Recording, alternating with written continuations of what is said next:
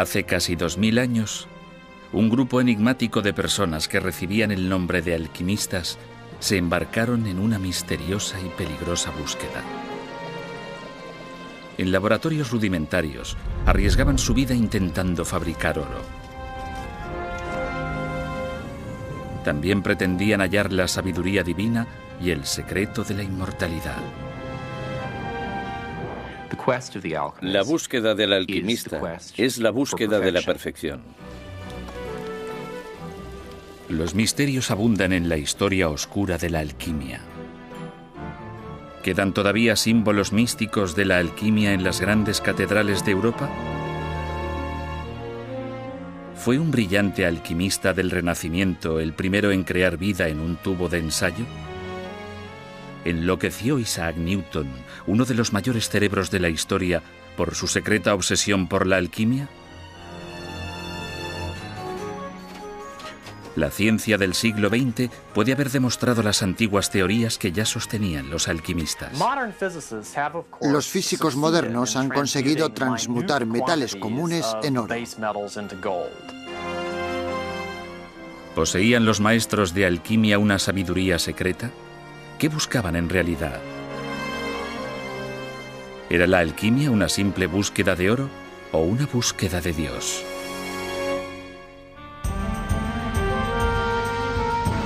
Alquimia, magia o ciencia.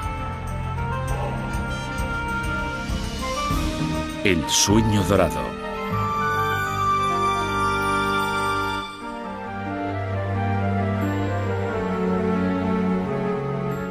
El oro, desde el principio de la humanidad, nos ha fascinado.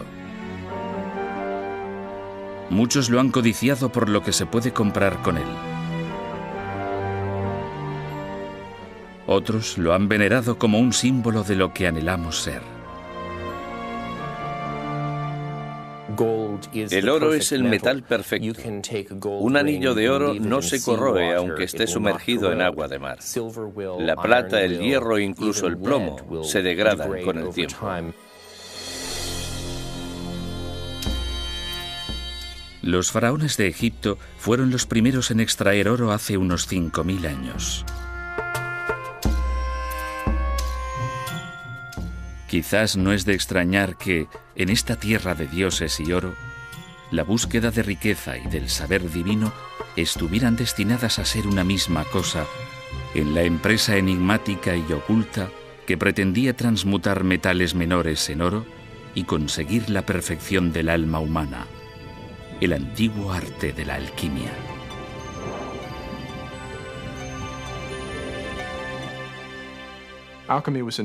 La alquimia se inventó en los primeros 2 siglos después de Cristo, en Alejandría, que está en Egipto. Los egipcios eran famosos por entrelazar complejas prácticas espirituales con, por así decirlo, no menos simples prácticas tecnológicas.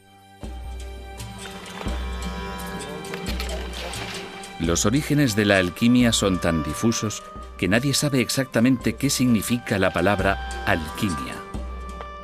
Algunos eruditos atribuyen su procedencia a la palabra egipcia kem, que significa fértil barro del Nilo que prolonga la vida.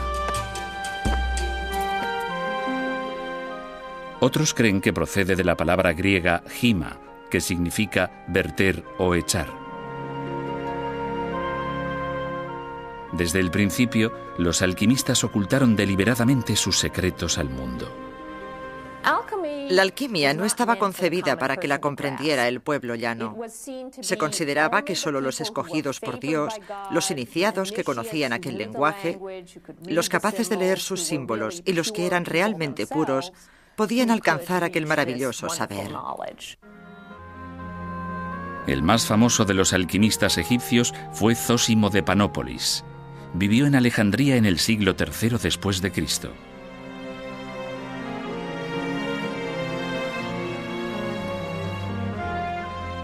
Fue el primero en describir el esquivo talismán todopoderoso que todo alquimista debía poseer para tener éxito en su empresa.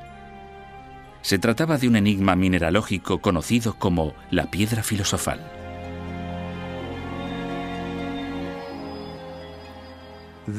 Existe una piedra que no es tal piedra, un objeto precioso que carece de valor, un ente multiforme que no tiene forma, una cosa desconocida que todos conocemos. Zósimo de Panópolis.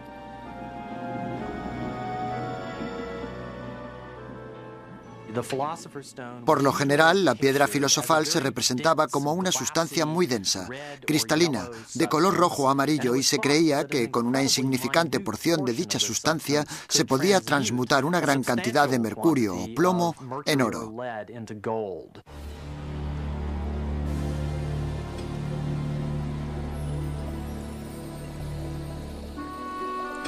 Pero la piedra filosofal era algo más que la clave para obtener extraordinarias riquezas.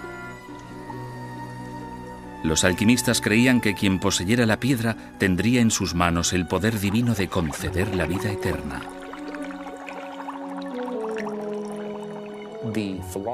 La piedra filosofal era la quinta esencia de la perfección.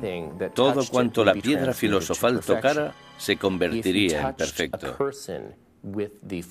Si se tocaba a alguien con ella, se transmutaba a esa persona en perfección.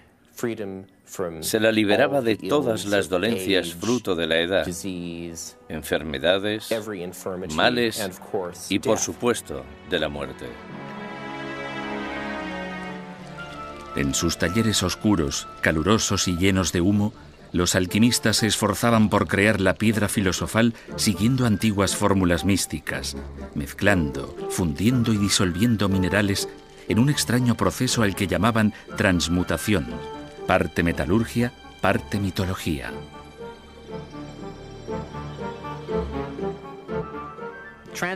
La transmutación se basa en la teoría de que los metales están compuestos por azufre y mercurio. También se creía que los metales preciosos estaban formados principalmente por mercurio. Por ejemplo, se consideraba que el oro era mercurio casi en estado puro con un poco de azufre, lo que le confería su color amarillo. Así pues, solo tenía sentido intentar fabricar el agente transmutativo, la piedra filosofal, a partir de mercurio. Pero los no iniciados no le veían mucha lógica al extravagante mundo de la alquimia. Los libros de alquimia escondían los secretos de la transmutación entre páginas indescifrables de imágenes violentas, eróticas y monstruosas.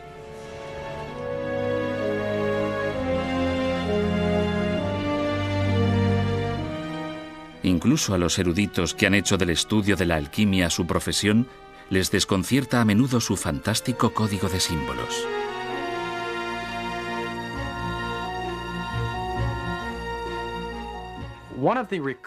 Una de las imágenes recurrentes más impactantes en alquimia es la imagen de un hombre y una mujer unidos en uno, un hermafrodita. Me gustaría saber exactamente qué tenían en mente los alquimistas al utilizar esta imagen tan extravagante y grotesca.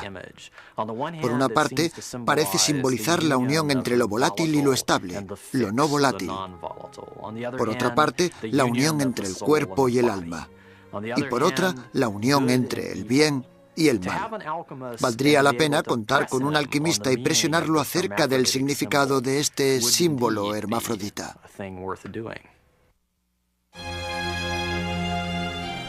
Bajo las imágenes arcanas de la alquimia yace un propósito extremadamente ambicioso. Los alquimistas pretendían nada más y nada menos que desvelar el misterio último de la creación. La alquimia constituía la búsqueda del secreto de la vida. La gente creía que todos los metales, plantas y animales crecían, que todos compartían una misma propiedad, la vida. De modo que cuando un alquimista trabajaba en el laboratorio e intentaba imitar la naturaleza, intentaba imitar el crecimiento del oro en la tierra o la maduración del oro en la tierra, creía estar buscando el secreto de la vida.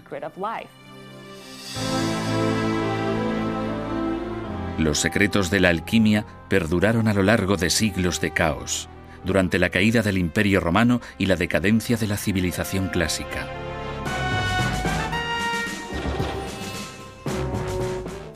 En el año 643 después de Cristo, el ejército musulmán de Mahoma conquistó Egipto. Mientras Europa languidecía en su oscura época medieval, fueron los alquimistas árabes quienes cultivaron y perfeccionaron el arte de la alquimia.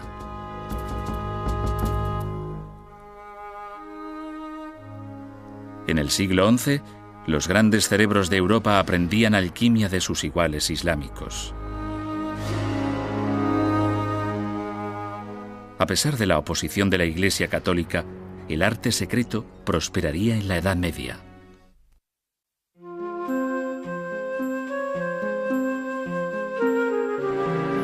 El arte secreto.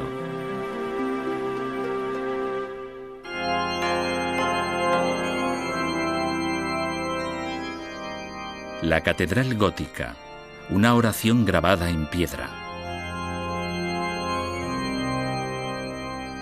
Construidas en los siglos XII y XIII, estas imponentes y elegantes iglesias constituían el máximo esplendor de la cristiandad medieval. Había también en sus deslumbrantes fachadas símbolos místicos ancestrales, iconos alquímicos condenados por el Vaticano. Algunos creen que sí.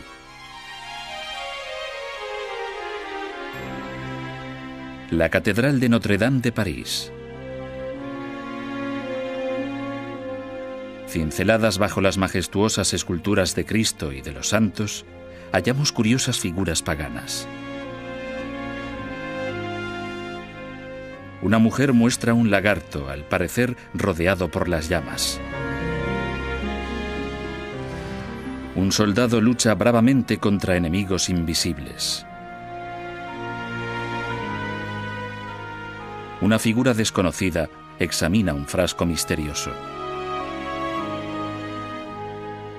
Al igual que los símbolos cristianos, carecen de sentido, pero aparecen con frecuencia en la alquimia. No cabe duda de que hay símbolos alquímicos en Notre-Dame y en la mayoría de las catedrales. Si observamos los nichos de Notre-Dame o de las demás catedrales, encontraremos figuras con escudos que contienen imágenes. En una de ellas vemos a una mujer con un escudo en el que se observa una salamandra rodeada por el fuego. Las salamandras son animales acuáticos que segregan un líquido lechoso que las protege de las llamas durante un breve espacio de tiempo. Es posible que resistan lo suficiente como para salir ilesas de entre las llamas, de modo que en la época medieval surgió la creencia de que la salamandra era una criatura del fuego y por tanto inmune a él. El significado de las misteriosas imágenes de Notre-Dame sigue siendo polémico. A pesar de todo, los alquimistas siguieron con su antigua búsqueda secreta durante la Edad Media, a veces desde el mismo seno de la Iglesia católica.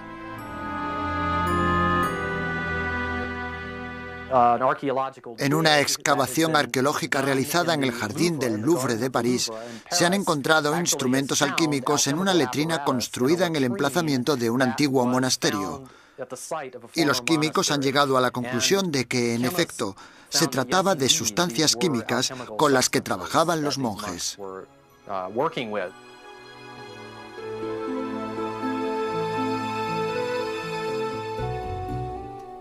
Uno de los alquimistas más famosos del mundo medieval fue un fraile inglés del siglo XIII llamado Roger Bacon, considerado el científico más brillante de su tiempo.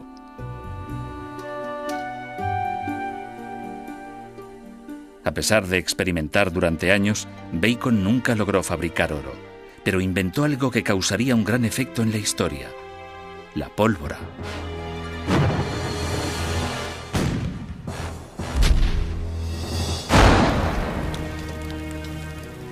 A medida que la fama de Bacon se extendía, también se extendieron rumores siniestros sobre lo que ocurría en su laboratorio. Se murmuraba que podía invocar al demonio y que había fabricado una cabeza parlante de metal y un espejo que predecía el futuro.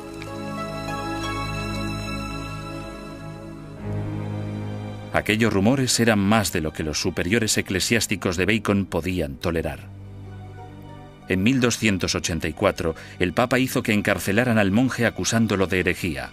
El mayor alquimista de la Europa medieval pasó el resto de sus días en prisión. Otros tuvieron destinos más funestos.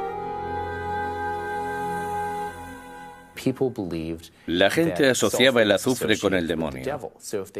Así que si entraban en tu laboratorio y olía a azufre, no cabía duda de que habías estado conjurando al demonio. Por este motivo, muchos alquimistas medievales murieron en la hoguera acusados de brujería.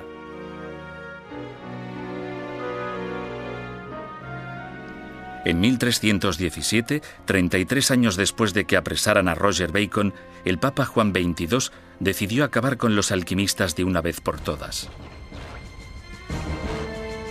La alquimia queda terminantemente prohibida y aquellos que la practiquen serán castigados.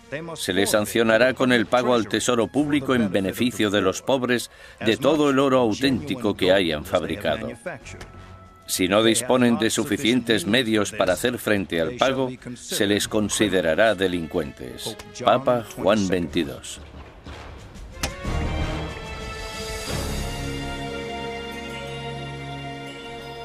A pesar de la prohibición papal, muchos alquimistas perseveraron a sabiendas de que su vida corría un grave peligro, tanto por aquellos que les perseguían físicamente como por las sustancias que manipulaban a diario.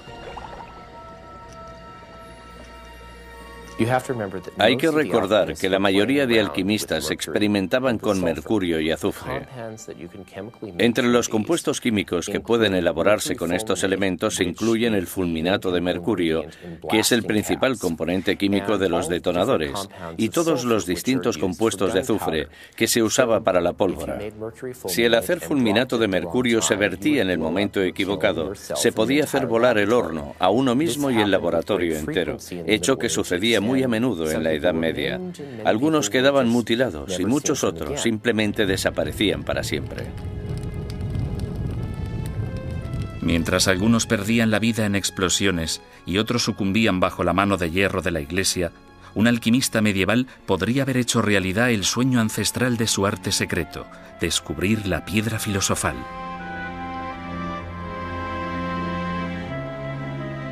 A mediados del siglo XIV, un humilde escribano, Nicolas Flamel, que vivía en París, se ganaba la vida modestamente copiando manuscritos. Durante décadas, intentó también descifrar los símbolos secretos de la alquimia.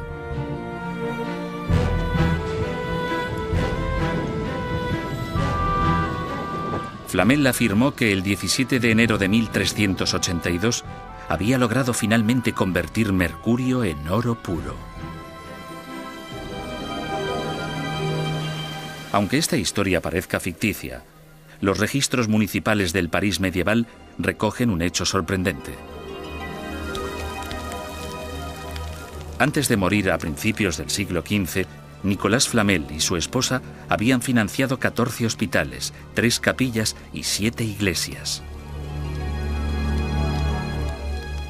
¿Cómo pudo permitirse un modesto escribano dar tal fortuna para fines benéficos? Hoy en día todavía se especula sobre ello.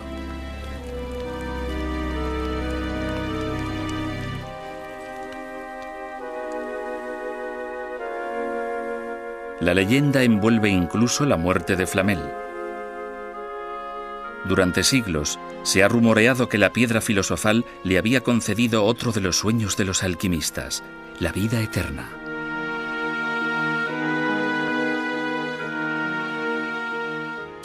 Él y su esposa desaparecieron. Sin embargo, durante años se les vio en ocasiones en Francia y en otros países. La gente aún decía, he visto a Flamel y a su mujer. Estoy seguro de que eran ellos. Y que tenían un extraño tono dorado en la piel y no habían envejecido, a pesar de que habían pasado 10 o 20 años. En 1818, unos 400 años después, apareció en las cafeterías de París un hombre que decía ser Nicolas Flamel y que se ofrecía a revelar los secretos de la piedra filosofal.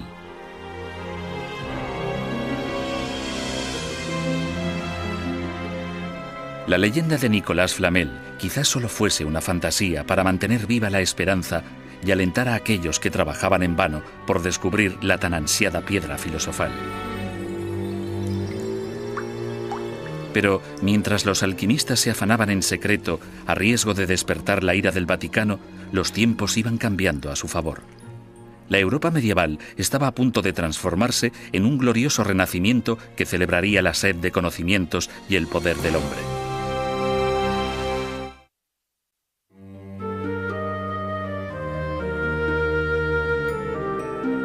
Científicos y curanderos.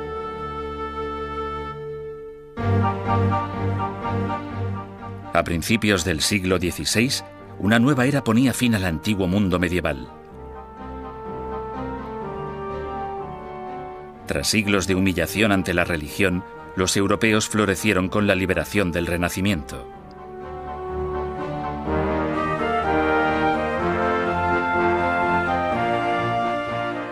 El hombre dejó de limitarse a ser parte de la creación divina.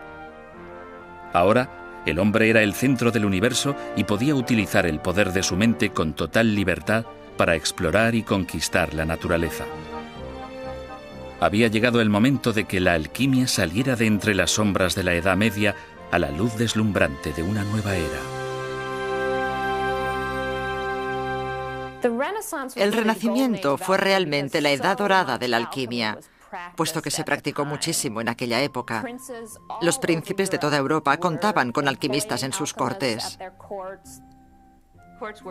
La corte invertía mucho dinero en teatro y espectáculos de todo tipo, y la alquimia formaba parte de dichos espectáculos.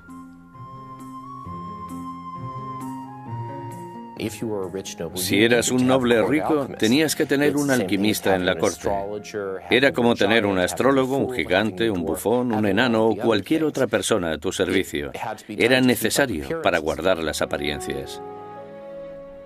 En la década de 1580, el emperador del Sacro Imperio Romano, Rodolfo II, uno de los soberanos con más poder de Europa, tenía más de 200 alquimistas a su servicio trabajando cerca de su palacio de Praga, en un estrecho callejón al que llamaban Callejuela del Oro.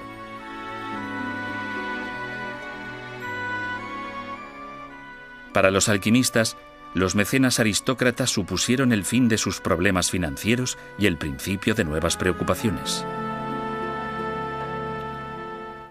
El alquimista se encontraba en un gran aprieto, porque tenía que dar a conocer sus habilidades, pero a la vez no podía desvelar ningún secreto. Tenía que demostrar que era bueno en su trabajo transmutando plata, plomo o cualquier otro metal en oro. Y si no lo producía con suficiente rapidez, podía estar en apuros.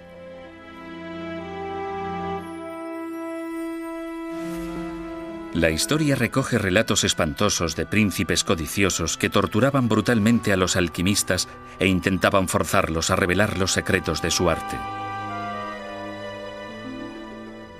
Más de un alquimista se vio obligado a huir para salvar la vida al no materializarse el oro que había prometido.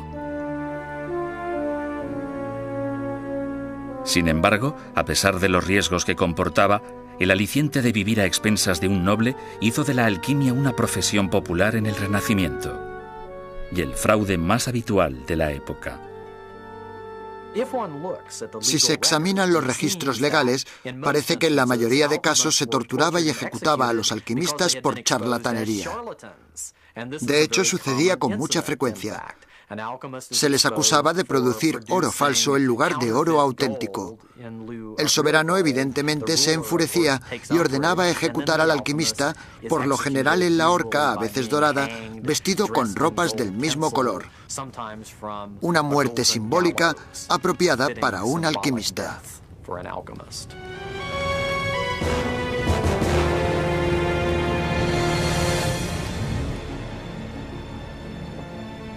No obstante, existen informes acerca de transmutaciones reales. Hoy en día nos sorprenden este tipo de misteriosas afirmaciones. ¿Cómo pudieron realizar los alquimistas del siglo XVI la tarea, al parecer imposible, de la transmutación? La respuesta puede yacer en aquel antiguo dicho famoso: no es oro todo lo que reluce, por lo menos no oro puro. Los alquimistas sostenían que el oro era un metal pesado, de color amarillo y maleable. Podía convertirse en láminas. Era dúctil, es decir, que podía extenderse en alambres o hilos. Y era muy difícil o incluso imposible que se corroyera. Por tanto, cualquier metal que cumpliera estas condiciones sería oro por definición. Y parece ser que en determinados casos fueron capaces de producir aleaciones que las cumplían.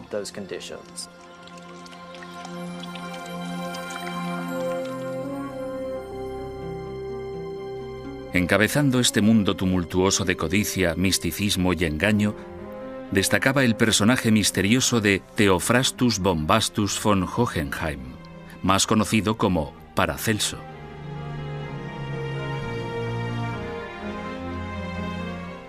Fue uno de los hombres más problemáticos de la historia. De su segundo nombre, Bombastus, surgió en español el adjetivo bombástico, que hace referencia a aquellos que son excesivamente pretenciosos y grandilocuentes. Pero a pesar de su presuntuosidad, Paracelso tenía mucho de qué presumir, puesto que fue él quien dio a la alquimia una nueva y noble utilidad. Mientras los demás alquimistas de su tiempo se esforzaban en conseguir oro para los príncipes, Paracelso utilizaba el arte secreto para remediar el sufrimiento humano. Paracelso es uno de los personajes más extravagantes de la historia de la medicina. Fue muy respetado, pero también muy odiado. Era conocido por haber hallado cura a varias enfermedades que todo tipo de tratamientos tradicionales no habían conseguido remediar.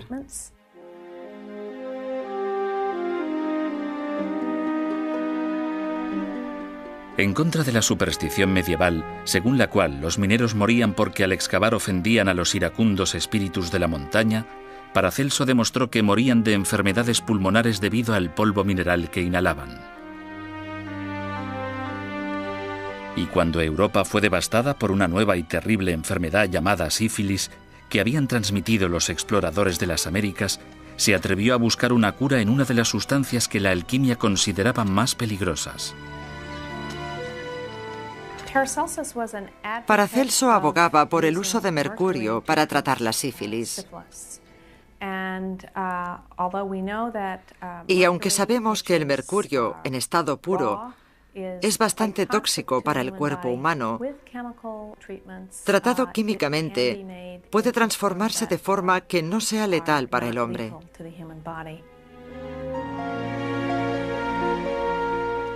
Los médicos han utilizado el mercurio para tratar la sífilis hasta el siglo XX.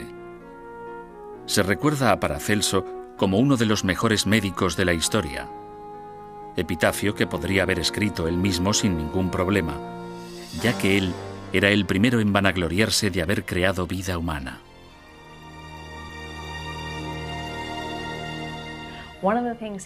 Una de las cosas que afirmaba ser capaz de hacer en su laboratorio era producir artificialmente en su tubo de ensayo de cristal y con ayuda de sus instrumentos químicos un ser humano en miniatura, al que llamaba homúnculo.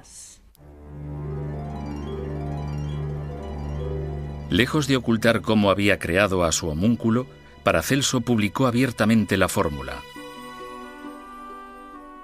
En un recipiente hermético se introducía esperma humano, luego se enterraba durante 40 días en excrementos de caballo, después se imantaba y finalmente se le alimentaba con sangre humana. El resultado, según Paracelso, era un ser humano totalmente funcional. Puede criarse y educarse como cualquier otro niño, hasta que crezca y sea capaz de valerse por sí mismo. Paracelso.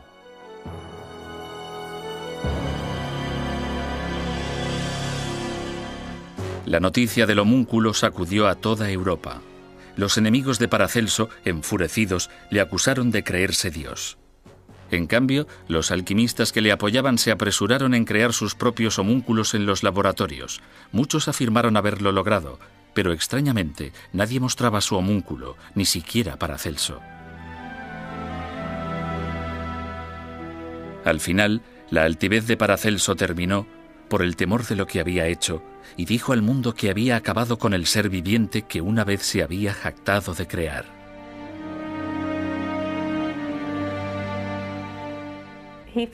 Pensaba que era moralmente ofensivo dar vida a una criatura que carecía de alma. ¿Por qué no tenía alma aquella criatura? Solo Dios podía conceder alma al ser humano.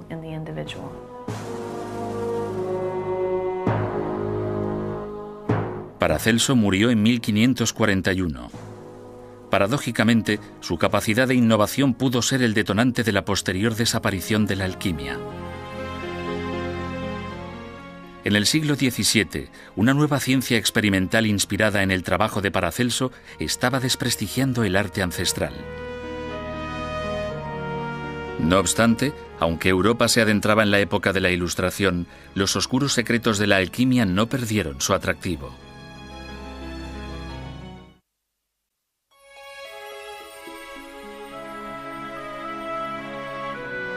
Genio y locura.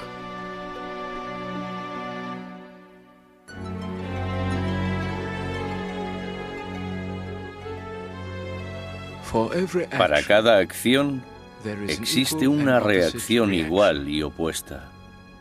Isaac Newton, 1666. Sir Isaac Newton, descubridor de las leyes de la gravedad y del movimiento, inventor del cálculo y del telescopio de reflexión, fue quizá el mayor científico de la historia, comparado únicamente con Albert Einstein.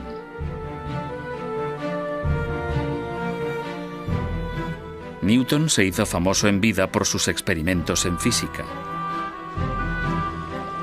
Pero pocos sabían que Isaac Newton llevaba a cabo otros experimentos en secreto que ocultó obsesivamente hasta el día de su muerte. Isaac Newton era un apasionado alquimista.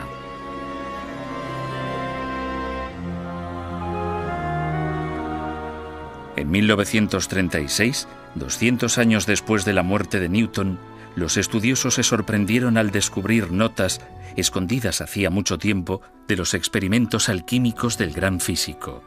Había escrito más de 1 millón de palabras acerca del arte secreto. Su sobrino, Humphrey Newton, fue testigo de sus experimentos en el campo de la alquimia. Especialmente en primavera y en otoño solía pasarse 6 semanas en el laboratorio sin apenas apagar el fuego ni de día ni de noche. Nunca pude llegar a saber cuál podía ser el objetivo de sus experimentos, pero su diligencia me hacía pensar que esperaba conseguir algo más allá del alcance del arte y de la industria del hombre. Humphrey Newton.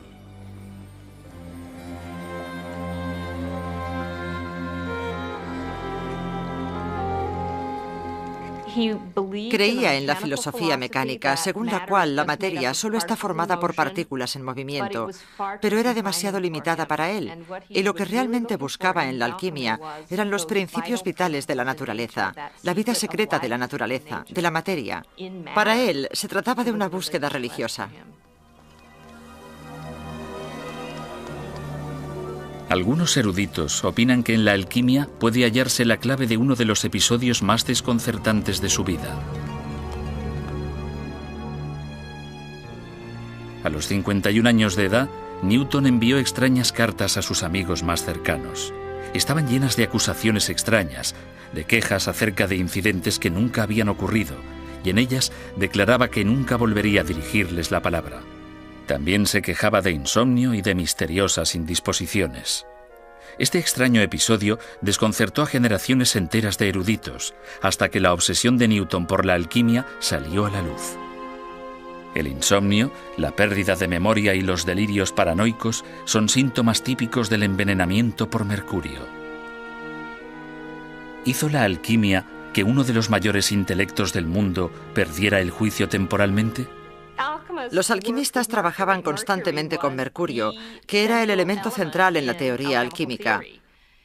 Probaban cosas, se las ponían sobre la lengua para ver si eran ácidas o dulces, se las frotaban en la piel, las olían y trabajaban con una especie de humo en el laboratorio. No me sorprendería que Newton se hubiera envenenado con mercurio.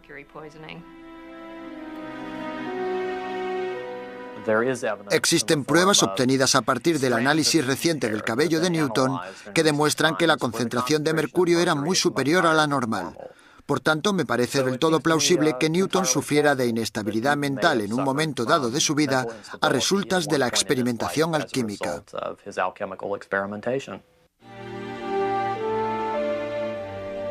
Isaac Newton se recuperó de su misteriosa crisis y vivió hasta la edad de 85 años. Murió en 1727.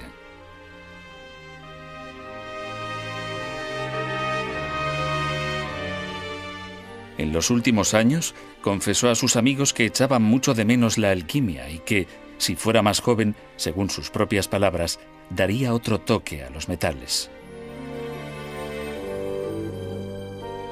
Pero a finales del siglo XVIII, los científicos respetables ya no creían que los metales fueran seres vivos. Tan solo unos pocos excéntricos y estafadores seguían practicando la alquimia. Tras siglos fascinando a los mayores cerebros de Europa, la alquimia parecía destinada a convertirse en la chatarra de la historia, una reliquia obsoleta perteneciente a un pasado iliterato. Pero el ancestral arte místico se negaba a morir.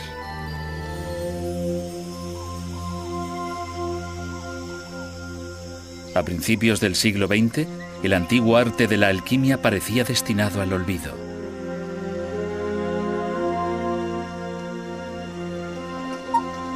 Hacía tiempo que había quedado relegado a una mera curiosidad histórica.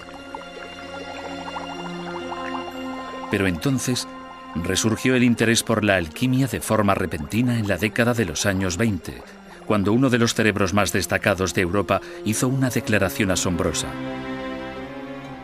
El psicólogo suizo Carl Gustav Jung, antiguo discípulo de Sigmund Freud, se había separado de su maestro para fundar su propia escuela de psicoterapia.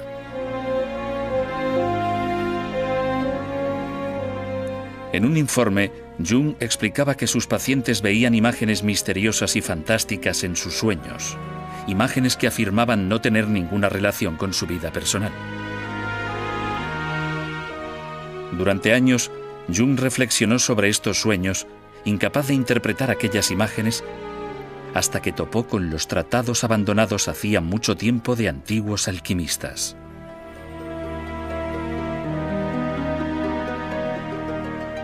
Examinando sus símbolos arcanos, Jung descubrió para su asombro que eran muy parecidos a las imágenes que aparecían en los sueños de sus pacientes. Estaba convencido de que las extrañas imágenes de la alquimia eran mensajes de curación física procedentes de las profundidades del inconsciente que se aparecían a las almas atormentadas de todos los tiempos.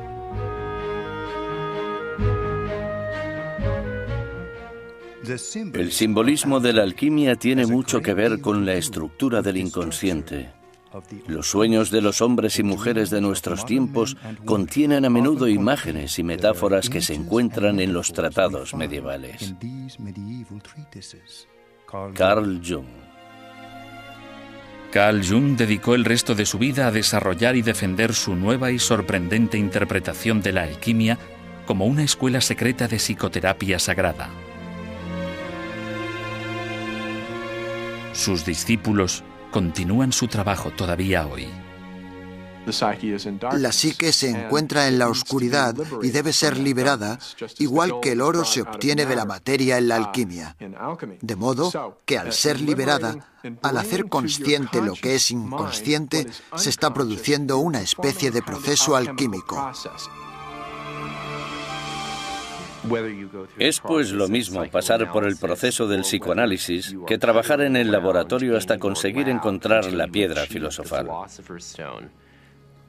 Una vez que te encuentras a ti mismo, te conviertes en una persona autorrealizada. Has encontrado una piedra filosofal y tanto metafórica como psicológicamente has logrado alcanzar el estado de trascendencia.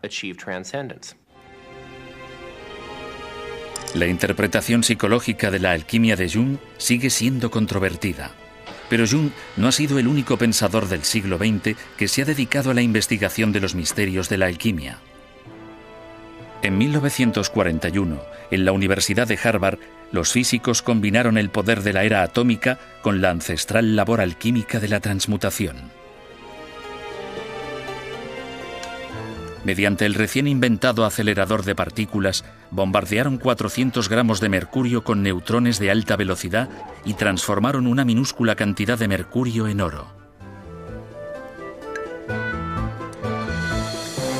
¿Se trataba de la primera transmutación con éxito de la historia? ¿O simplemente demostraba que siempre había sido posible transmutar metales?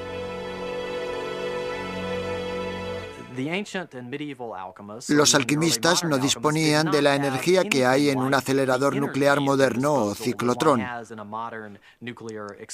Y de hecho, no es justificación suficiente para pensar que los alquimistas fuesen capaces realmente de transmutar metales solo porque los físicos modernos sí pueden. Pero, por otra parte, sí que ofrece una justificación actual de su teoría, de la creencia de que los elementos podían transmutarse.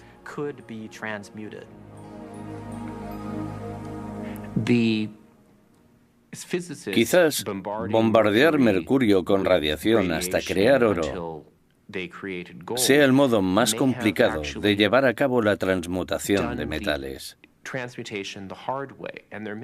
Quizás haya un método más sencillo de transmutación, encerrado en los manuscritos de los alquimistas y en los grabados de la catedral.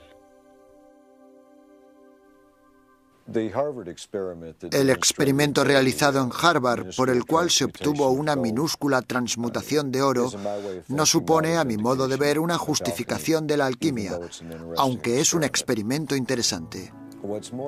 Lo que me parece importante es intentar encontrar la energía subyacente que el alquimista concibió y con la que trabajó. Creo que no es tan importante demostrar que es posible transmutar metales. Para mí, eso es un hecho.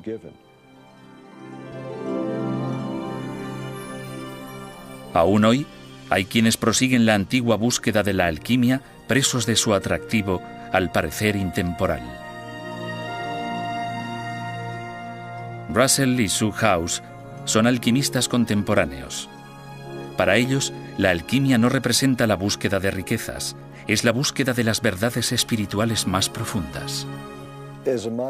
Como alquimista moderno del siglo XXI no pretendo fabricar oro. Y no es porque crea que no puede hacerse. Creo que mi interés por la alquimia surgió cuando era niño. Era muy curioso y me gustaba la naturaleza. Pero también iba mucho a la iglesia y me gustaban las cosas que allí escuchaba. Pensaba que si la gente veía lo que yo había visto con el microscopio, se daría cuenta de que es evidente que existe alguna especie de Dios. Para mí, la alquimia es una forma de viajar dentro de mí misma. Por eso no se trata solo del proceso de ver cómo se lleva a cabo un experimento, sino que el experimento se produce en mi interior y descubro partes de mí que ni siquiera sabía que existían.